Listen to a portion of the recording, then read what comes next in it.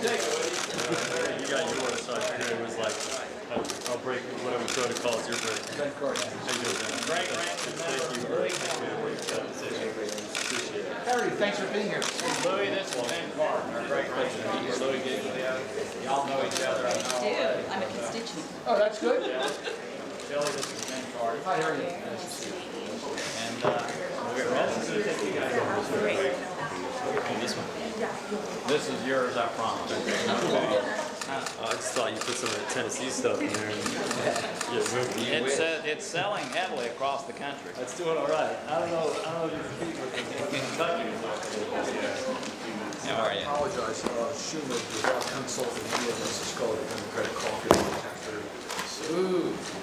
Good. Yeah, so it's going to present some problems. So we'll roll with the plans.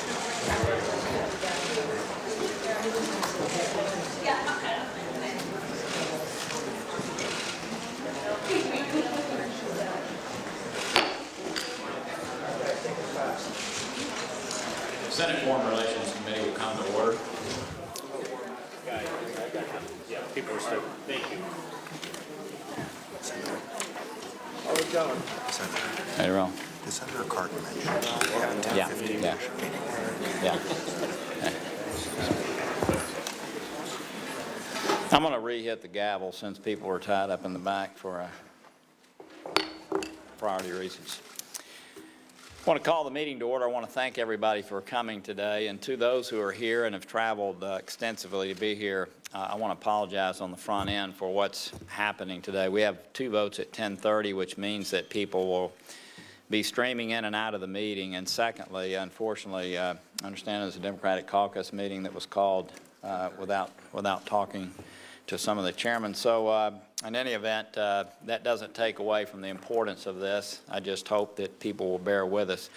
We're at a historic turning point in the global fight to end modern slavery today, thanks to the incredible efforts of so many committed individuals, 2 of whom are with us today. Several are in the audience, and certainly many up here at the dais.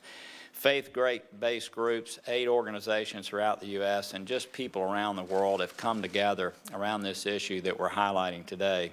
This is the 3rd year that we've held a hearing to highlight Shine a Light on Slavery Day. And the End It movement has been building for about 10 years now. People around the world are very, very familiar now with this scourge on mankind. Across the country, people have made personal statements about the need to end modern slavery by wearing a red X, like so many of us are doing today. And this year, on February 23rd, during a Senate recess, this day will take place. In marking End It Day, we highlight the horrific nature of modern slavery. We also highlight progress that's being made as the U.S. prepares to embark on an unprecedented global effort to end this scourge on humanity. And we certainly have some pioneers today who've been very instrumental in laying the foundation for that. Starting with the Trafficking Victims Protection Act, there's been a growing awareness and increasingly effective anti-human trafficking work in the United States.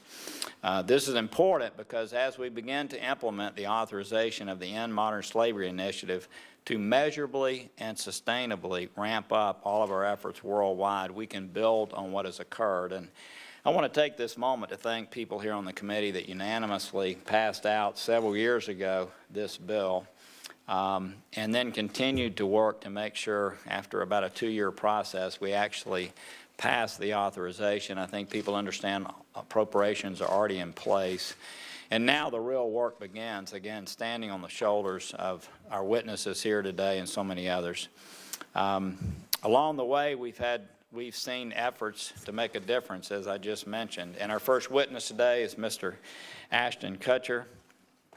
He's the co-founder of Thorn, an organization that works with law enforcement to rescue trafficking victims by leveraging the very technology you used to abuse and exploit them. We welcome him today. He, by the way, flew all night. He's working right now on a film, and so he caught a red eye in after having dinner with his wife. Very, very smart man on Valentine's Day.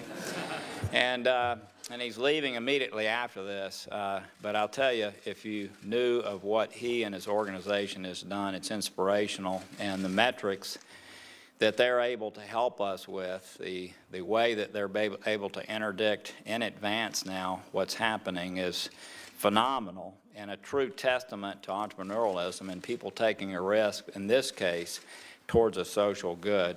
I had a few moments with him. I'm even more thankful for him and his commitment to this, and became interested just by seeing that it was occurring and felt that he could do something about it. We also welcome our second witness, Mrs. Elisa Massimino, President and Chief Executive Officer of Human Rights First, which is engaged in the fight against modern slavery. Thank you so much for what you've been doing in your testimony today. We're also happy to have with us today the founders of Passion Movement and the Passion Church, Louis and Shelley Giglio. I'll have to say that they are the people that brought awareness to me. They're the people that have instilled the awareness in young people all across our country that want to be a part of ending this. I thank them for their personal inspiration and the inspiration they are to so many people around the world every day. We also have Jenny Brown, the campaign director of the End It movement, who obviously for 10 years has been making people aware. In many ways, this awareness is what has led us today. We'd also like to welcome Mr. Tim Estes. Just serendipitously, this has nothing to do with our involvement. He's CEO of Digital Reasoning, which is based in Tennessee, and they're actually using intelligence to interdict and help with the tools that Thorne is putting in place. I want to also thank Ernie Allen for being here as well. Ernie founded the National Center for Missing and Exploited Children, one of our greatest leaders on this issue, people in this movement knowing well.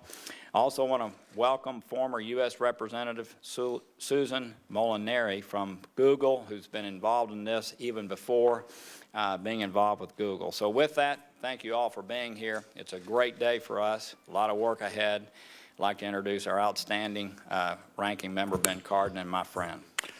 Well, Mr. Chairman, thank you for making this one of the first hearings for the Senate Foreign Relations Committee in this Congress. It speaks to the priority that we believe that we must pay to modern-day slavery trafficking.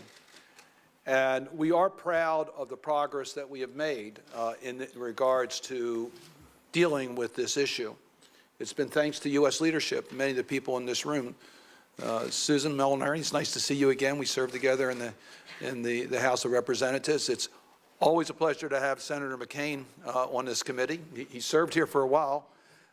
I was a little suspicious when I saw him in the facilities. I thought he was coming over to take our office space as well as our jurisdiction for the Armed Services Committee. That had me a little bit concerned, but it's always a pleasure to have him. Came to counsel you.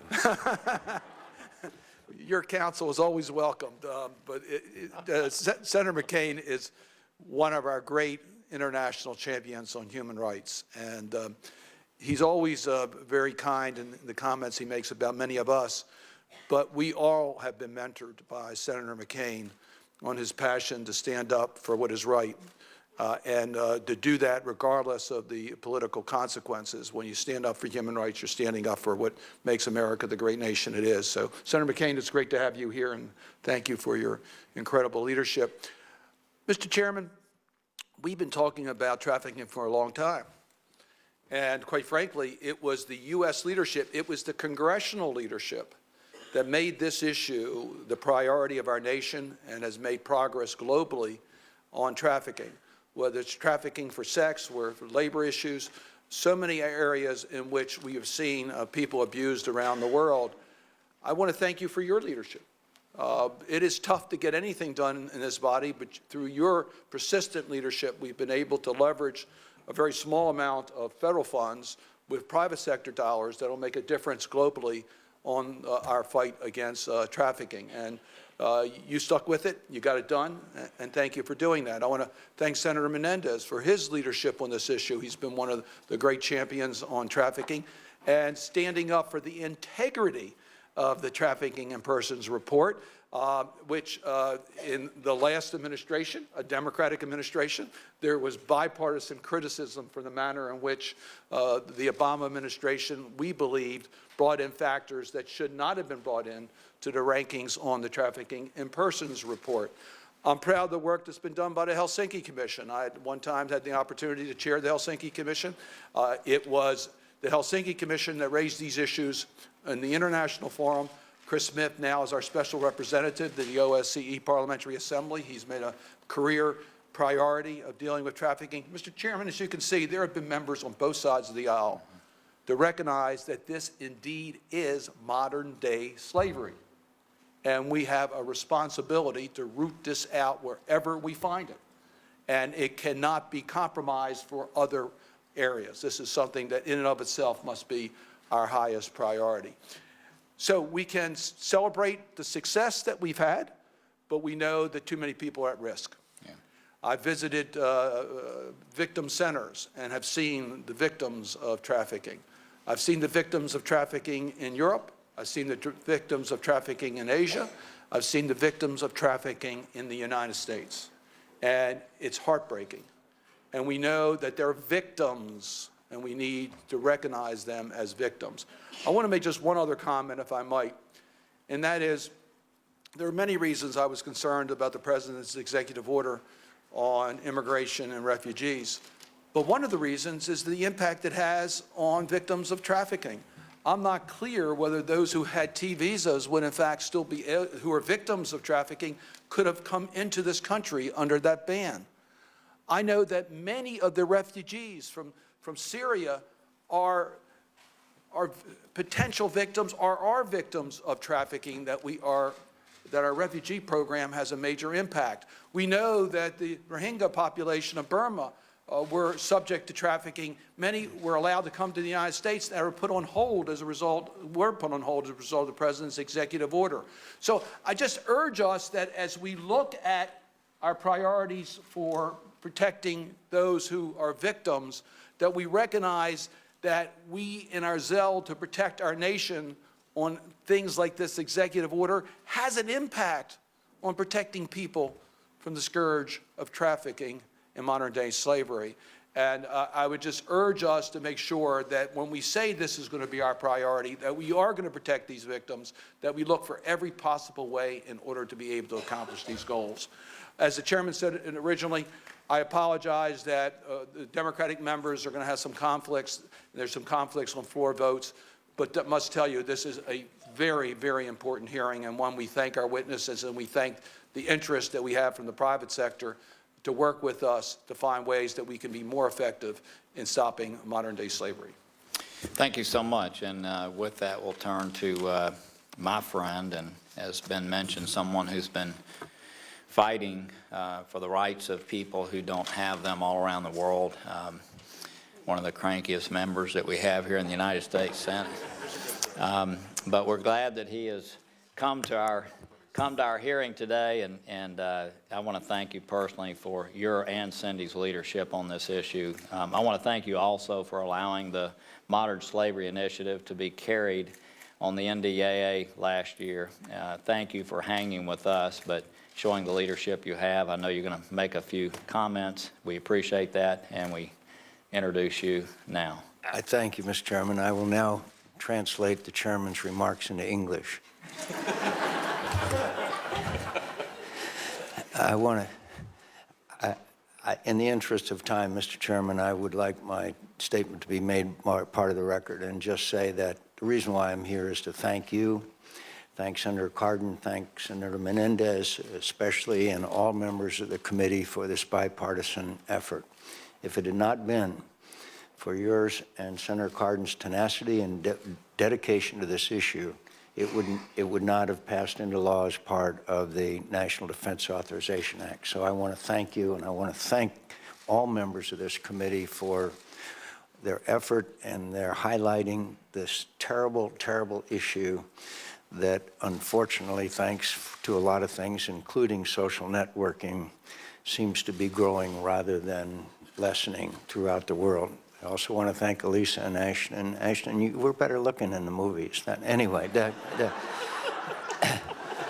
Anyway, I want to. I want to thank you very much. And on a personal note, I'm proud of my home state of Arizona for being a leader on the issue. I applaud the work of my wife, Cindy, for years has dedicated her time and effort on this. But I want to thank Thorn especially for their efforts. And just finally, Mr. Chairman, this issue is so terrible and so heart-wrenching and so compelling that a lot of times some of us would rather talk about more pleasant things.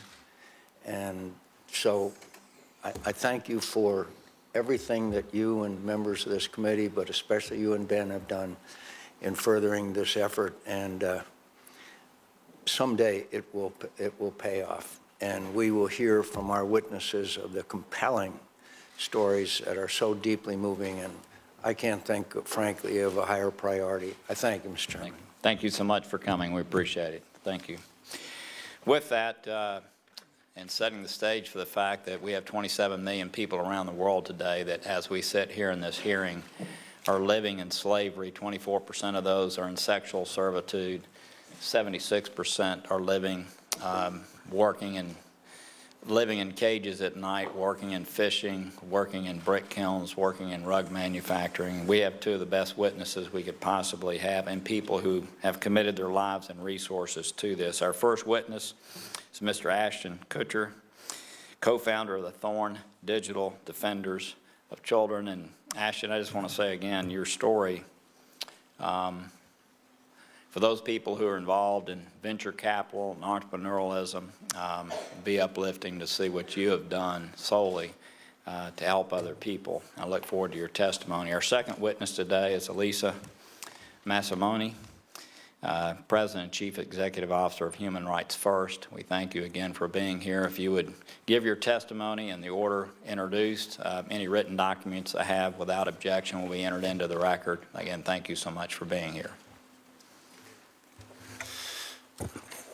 Thank you. It is an honor to be here. As a young man raised and brought up in the public school system, I pledge my allegiance to that flag every single day. And the honor, maybe one of the greatest honors of my life today, is to be here. And leverage the work that I've done as testimony that may in some way benefit this nation that I love. I'd like to start by saying thank you to Chairman Corker for your leadership in this endeavor, and to Senator Cardin. Your leadership has been extraordinary, and I'd like to also say thank you to the rest of the committee that has supported this effort. This is a bipartisan effort, and in a country that is riddled with bipartisan separation on so many things, slavery seems to come up as one of these issues that we can all agree upon. And I applaud you for your agreement, and I believe in you and your leadership and your ability to take us out of it. I'm here today to defend the right to pursue happiness.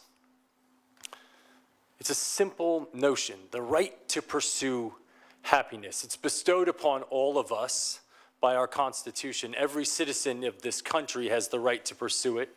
And I believe that it is incumbent upon us as citizens of this nation, as Americans, to bestow that right upon others, upon each other, and upon the rest of the world. But the right to pursue happiness for so many is stripped away. It's raped. It's abused. It's taken by force, fraud, or coercion. It is sold for the momentary happiness of another. And this is about the time when I start talking about politics that the internet trolls tell me to stick to my day job. So I'd like to talk about my day job. My day job is as the chairman and the co-founder of Thorn. We build software to fight human trafficking and the sexual exploitation of children. And that's our core mission. My other day job is that of the father of two, a 2-month-old and a 2-year-old.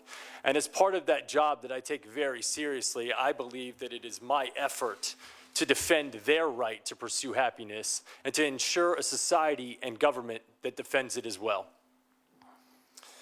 As part of my anti-trafficking work, I've met victims in Russia, I've met victims in India, I've met victims that have been trafficked from Mexico, victims in New York and New Jersey and all across our country. I've been on FBI raids where I've seen things that no person should ever see. I've seen video content of a child that's the same age as mine being raped by an American man that was a sex tourist in Cambodia. And this child was so conditioned by her environment that she thought she was engaging in play. I've been on the other end of a phone call from my team asking for my help because we had received a call from the Department of Homeland Security telling us that a 7-year-old girl was being sexually abused and that content was being spread around the dark web. And she had been being abused and they'd watched her for 3 years and they could not find the perpetrator, asking us for help. We were the last line of defense. An actor and his foundation were the potential last line of defense. That's my day job, and I'm sticking to it. I'd like to tell you a story about a 15-year-old girl in Oakland. We'll call her Amy. Amy met a man online, started talking to him. A short while later, they met in person. Within hours, Amy was abused, raped, and forced into trafficking. She was sold for sex. And this isn't an isolated incident. There's not much that's unusual about it. The only unusual thing is that Amy was found and returned to her family within 3 days using the software that we created, a tool called Spotlight. And in an effort to protect its capacity over time, I won't give much detail about what it does, but it's a tool that can be used by law enforcement to prioritize their caseload. It's a neural net. It gets smarter over time. It gets better and it gets more efficient as people use it. And it's working. In 6 months, with 25% of our users reporting, we've identified over 6,000 trafficking victims, 2,000 of which are minors. This tool is in the hands of 4,000 law enforcement officials and 900 agencies. And we're reducing the investigation time by 60%. This tool is effective, it's efficient, it's nimble, it's better, it's smarter. Now, there's often a misconception about technology that in some way it is the generator of some evil, that it's creating job displacement, and that it enables violence and malice acts. But as an entrepreneur and as a venture capitalist in the technology field, I see technology as simply a tool without will. The will is the user of that technology, and I think it's an important distinction. An airplane is a tool. It's a piece of technology, and under the right hands, it's used for mass global transit, and under the wrong hands, it can be flown into buildings. Technology can be used to enable slavery, but it can also be used to disable slavery, and that's what we're doing. I alluded to a phone call that we got from the Department of Homeland Security about this girl that was being trafficked on the dark web. Now, it's interesting to note that the dark web was created in the mid-90s. It was a tool that was created by the Naval Research Lab called Tor, a tool with absolute purpose and positive intention for sharing intelligence communications anonymously. It's also been used to help people who are being disenfranchised by their government within political dissent in oppressive regimes. But on the other side, it's used for trafficking, for drug trafficking, for weapons trafficking, and for human trafficking. And it's also the warehouse for some of the most offensive child abuse images in the world. Now, when the Department of Homeland Security called us and asked for our help and asked if we had a tool, I had to say no. And it devastated me. it haunted me. Because for the next 3 months, I had to go to sleep every night and think about that little girl that was still being abused. And the fact that if I built the right thing, we could save her. So that's what we did. And now, if I got that phone call from Greg, wherever you're at, the answer would be yes. We've taken these investigation times of dark web material from 3 years down to what we believe can be 3 weeks.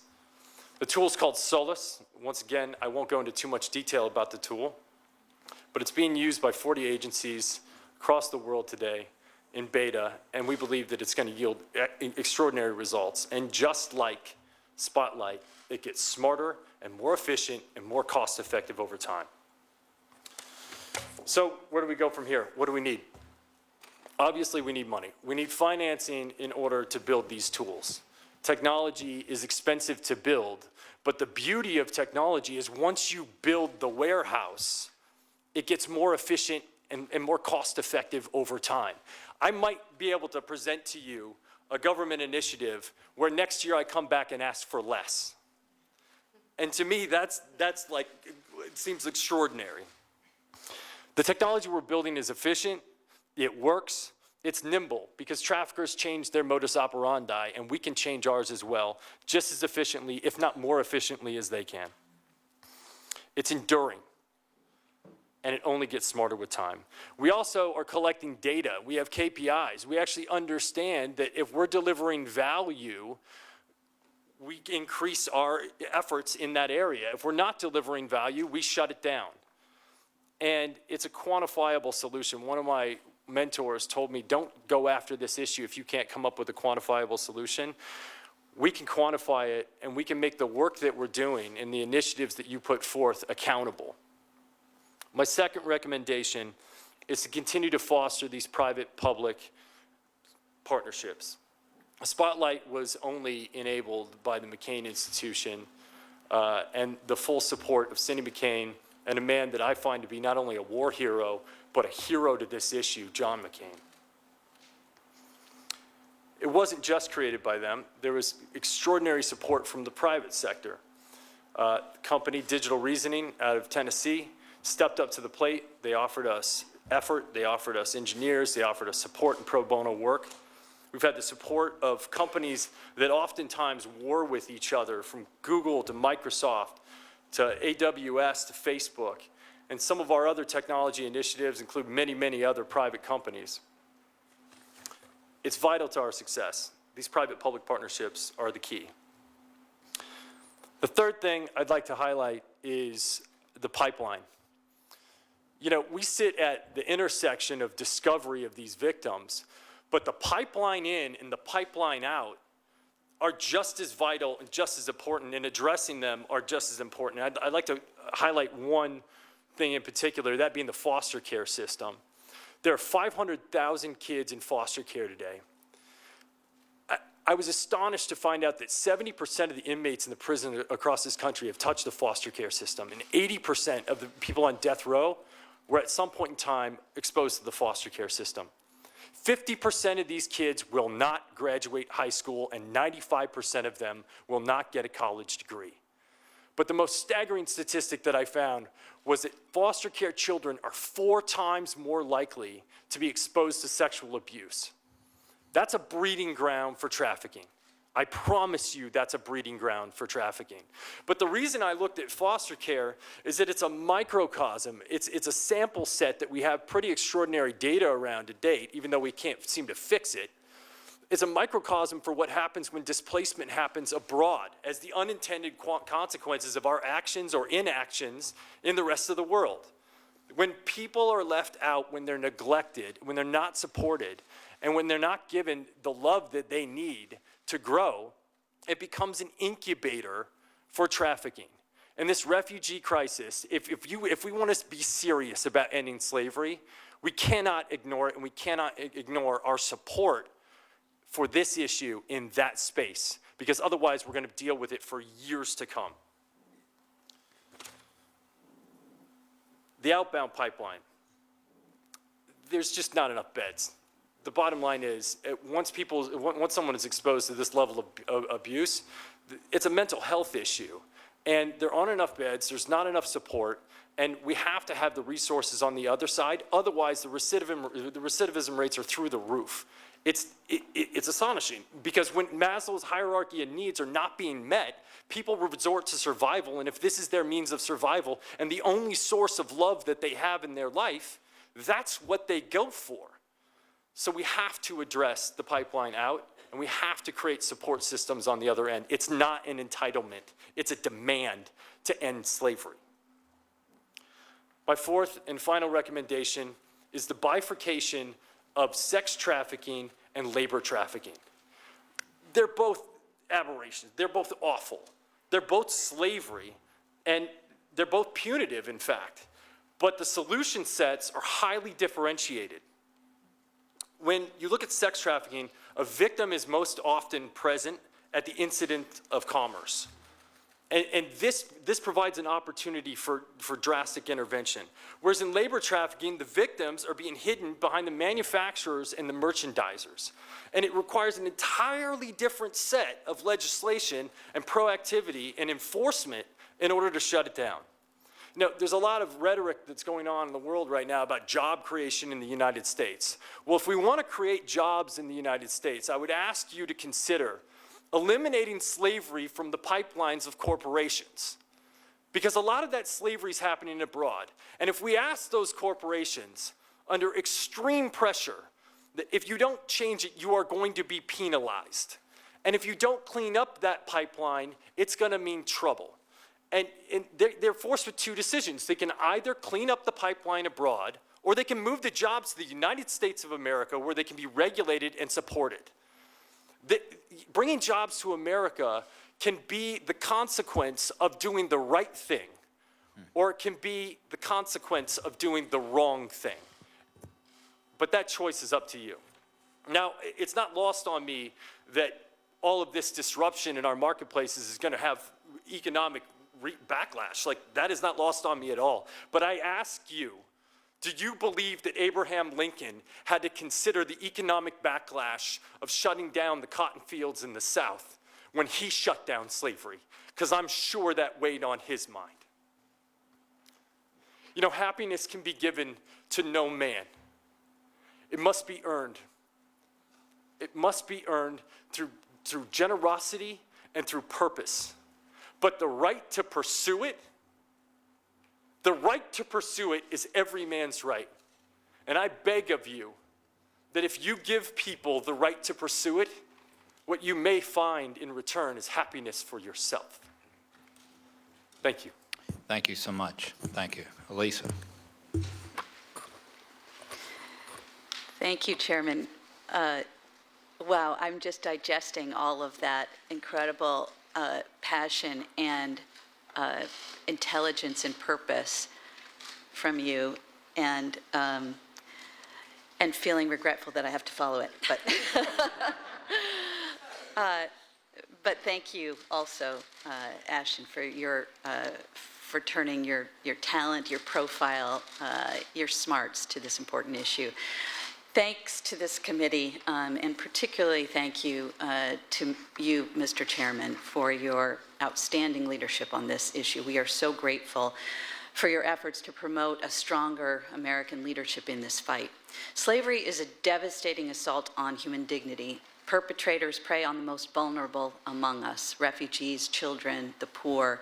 It's a pressing global problem that affects and implicates the United States. It involves multinational supply chains, criminal enterprises, and the very terrorists and extremists that our nation has vowed to combat. It tests our country's willingness to uphold fundamental rights at home and to challenge other governments to do the same. Our country is both a source and destination country for trafficking victims, and traffickers earn an estimated $150 billion annually in illicit profits, while NGOs like ours and governments worldwide spend only about $124 million each year to combat it. That is simply not a fair fight. Meanwhile, American workers are forced to compete against free labor as companies take advantage of the global failure to enforce anti-slavery laws. Increasingly, Organized crime rings and international terrorist organizations traffic in human beings to accumulate wealth and power. And when refugees fleeing violence in Syria, Iraq, and other regions plagued by terrorism and political instability don't have pathways to safety, they become easy marks for extremists to exploit. Congress and the administration ought to deepen their commitment to combating slavery, not only because of the moral and economic implications, but also because of the national security risks posed by corruption, terrorism, and organized crime. At Human Rights First, our mission is to foster American global leadership on human rights. We believe that standing up for the rights of all people is not only a moral obligation, but it's a vital national interest, and that our country is strongest when our policies and actions match our ideals. For nearly 40 years, we've worked to ensure that the United States acts as a beacon on human rights in a world that sorely needs American leadership. American efforts to end modern slavery are critical not only to prevent human trafficking here at home, but also to ensure that our country sets an example for others. That's why we need to work harder to eliminate slave labor from the supply chains of American companies and to empower federal law enforcement agencies, which have deep expertise in prosecuting cross-border organized crime, to focus greater attention on ending impunity for traffickers and their enablers. Right now, slavery is a low-risk enterprise for the bad guys. According to the State Department's most recent Trafficking in Persons report, there were just over 6,600 trafficking convictions globally in 2015, and only 297 of those were here in the United States. Now, that might sound like a lot, but when you consider that there are nearly 21 million people enslaved around the world today, that's a pitifully small number. We have to do better. The United States has made important progress in the fight against modern slavery, and this committee has really been a key driver of that progress. The bipartisan cooperation and concern that's been demonstrated by this committee is a model for the future of our country. Today, Human Rights First is releasing a new congressional blueprint for action to dismantle the business of modern slavery, in which we detail additional measures that Congress should take. Modern slavery is a complex global crime, and we have to tackle it using a range of strategies.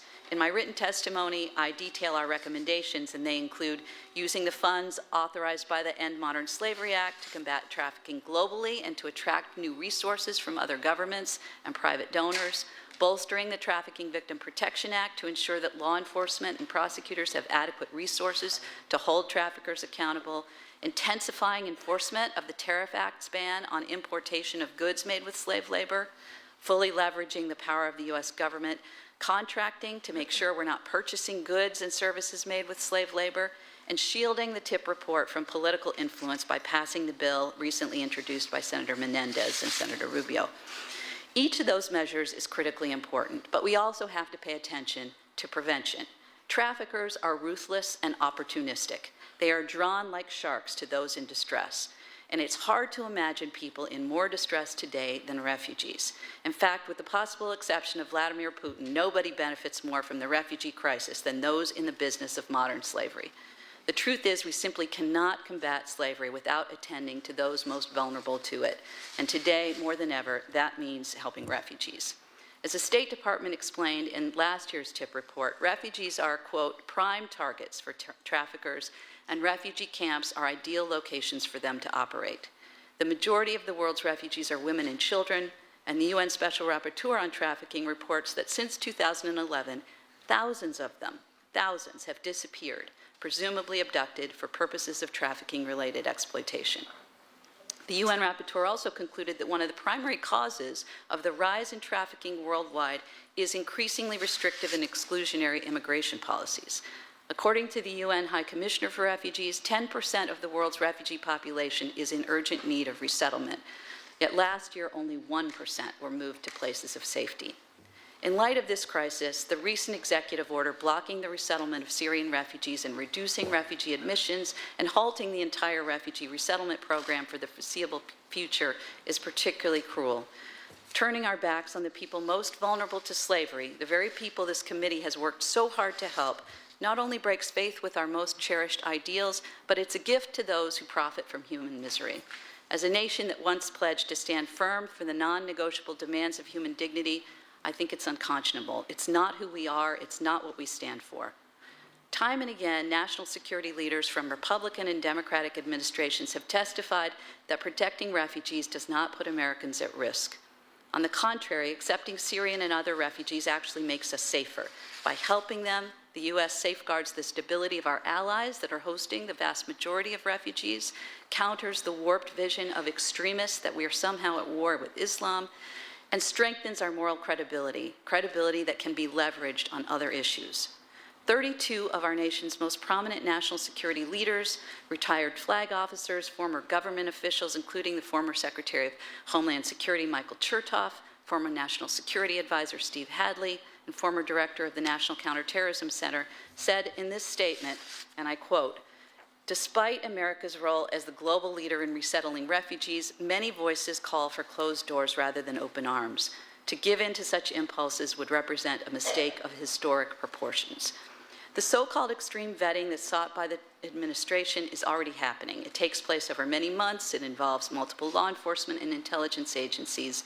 And the blanket ban that's been proposed would not block terrorists. It would, our nation's national security officials already do that, but it would block people forced to flee because of persecution and violence inflicted by repressive regimes and terrorist groups. And it'll block people that are vulnerable to the parasitic criminals and violent extremists who profit from the global slave trade. Mr. Chairman and members of the committee, I know how deeply you care about ending the scourge of modern slavery, and I urge you to allow your compassion for its victims to inform your position on refugees. Anyone who seeks to deprive traffickers of their ability to prey on vulnerable people cannot in good conscience slam the door on refugees. We are counting on you to fight any executive action that would sacrifice more innocent women and children to the global slave trade. In particular, I urge you to support Senator Feinstein's bill that would rescind the executive order. In the midst of the biggest crisis, refugee crisis since World War II, the world is really watching what we do. If we want our country to be a global leader in the fight against modern slavery, we can't turn our backs on the very people most likely to become its victims. Thank you. Thank you. Ashton, I was going to ask you a different question, but after hearing your opening comments, I'm going to reframe it. I think you shared how you became involved in this and your compassion and passion for ending it, and we thank you for that. We've embarked on a program now that is a public-private partnership of major proportion. It's where the U.S. would lead. We get other governments to help on a 2-to-1 basis, and the private sector to help on a 3-to-1 basis to put in place an effort that would have metrics, an effort where we would be able to measure results, measure the problem, measure results.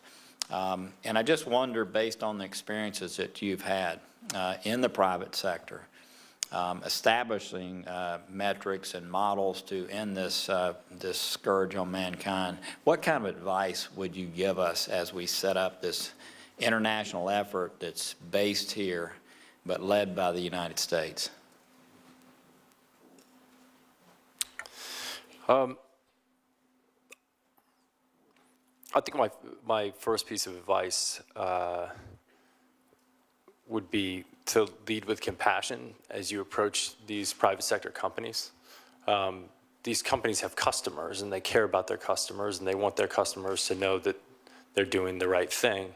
And I think great companies have a conscience that promote them to actually do the right thing. The second thing, I mean, you basically said it in your question to some degree, which is you have to be able to measure results. And I oftentimes believe that if you cannot measure it, you cannot improve it, and if you can't improve it, you're working blindly. But also, what I would encourage is to ensure that whatever buckets of capital are being deployed, to actually do them, to deploy that capital in a way where there isn't a risk aversion in shooting for the fences. If what it is that you're trying to apply to the issue doesn't have a potential 10x outcome, but also the same potential to fail, you may not get the results that you want. And as I work with entrepreneurs across the country, the extraordinary thing about the entrepreneurs I work with in Silicon Valley is that they're not afraid to fail. It's it's unbelievable. As a kid from Iowa that was taught to be responsible at everything and make sure every dollar counts, they just go for it, like full blown. And so if you deploy the capital in a way that allows people the opportunity to fail, but also massively succeed, you may find that you have much greater outcomes than what you do by making the safe choices with the deployment of the capital in large chunks into, well, obviously that's, the good field to do. Oftentimes the greatest idea comes when those people aren't afraid to fail. And so giving them permission to go shoot for the fences, I think is an important piece of the puzzle. I'm going to turn to Senator Menendez. These people are coming back, by the way. We've got a vote that's underway. I think we're going to try to time it where we do both at one time. Senator Menendez, do you want to go and come back? Yeah, Mr. Chairman, I think there's only 2 minutes left in the vote, so I do intend to come back, notwithstanding the caucus. So. Okay.